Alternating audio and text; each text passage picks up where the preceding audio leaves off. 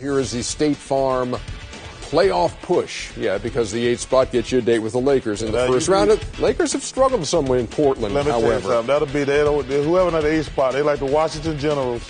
They're going to get beat like a drum. I don't know if they got enough to catch San Antonio or if San Antonio will come back toward them.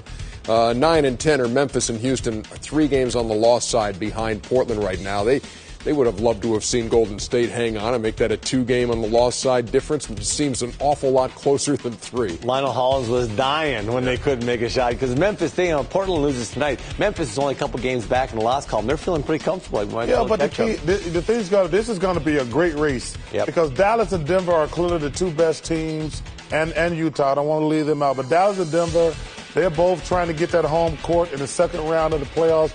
This thing going to go, I think it's going to go down to the last game of the season. Do you think Dallas can catch the Lakers? Lakers got a lot of road games. I do. The way they're playing, you got to take your head off to them. But Denver's right there, too, now. People talk about Denver's got the same record, basically, as the Mavs. Well, I always look at the number of games you are over 500. Because even though Memphis says they're close to Portland, Memphis is they're not. only I look at the loss column. in the loss column, but it's still them. only 3 games over 500, which means in my mind that you're only going to play 3 games over 500 basketball. You're not going to all of a sudden start to play 700 basketball for the remainder of the season if you haven't done that. The Oklahoma City and even Portland is playing 10 games over 500. They're going to consistently play that way, and that's what I look at more than anything. Yeah, but let's be realistic. They've got a better chance of catching. San Antonio's got a better chance of catching Memphis than Memphis do of catching Portland. I would agree with that. Without Tony Parker, it's going to be very interesting. But Oklahoma's only 2 games out of the 4th spot too with Utah. Now Utah's this going to really do all well. these things. This is going to be fun. It's going to go down to the wire. The Northwest Division is great to watch with Denver and Utah and Oklahoma City all playing great. Now, Brandon Jennings, he's the Rookie of the Year? He's the Rookie of the Year in my mind because, first of all, I've been on losing teams. And I made this point earlier about being a looter in a riot because when there's a lot of chaos, you get great numbers. Now, Tariq Evans is the best player.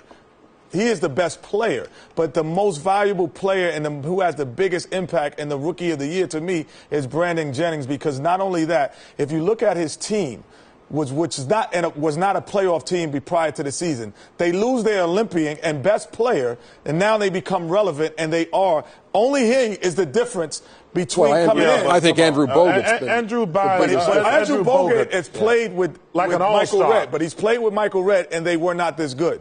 This kid has come in and made the team relevant again.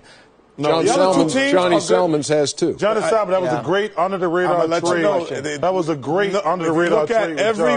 If you look at everyone's picks for what the Milwaukee Bucks with Michael Redd would have been, it would have been last place.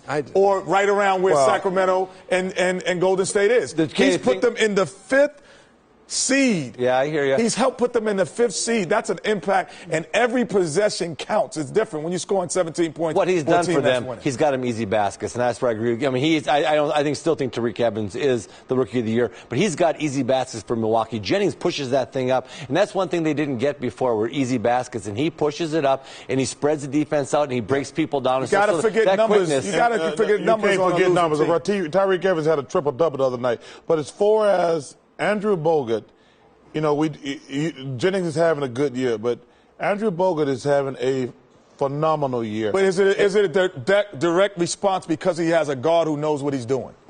Of course, anytime you play with better players. But Tyreek Evans don't have a lot of help out there in Sacramento, but he did have a triple-double last game, and they're playing a lot better. But listen, let's give Bogut his due. He's the reason Milwaukee is going to make the playoffs. Jennings has played well. He's been a little inconsistent. But Bogut is the reason they're going to make the playoffs. And I look at LeBron James, Michael Jordan, Oscar Robertson, only guys as rookies to go 25-5, and that's what Tyreke Evans is doing right now. Hard to go against him. Yeah, like those other guys you mentioned could play.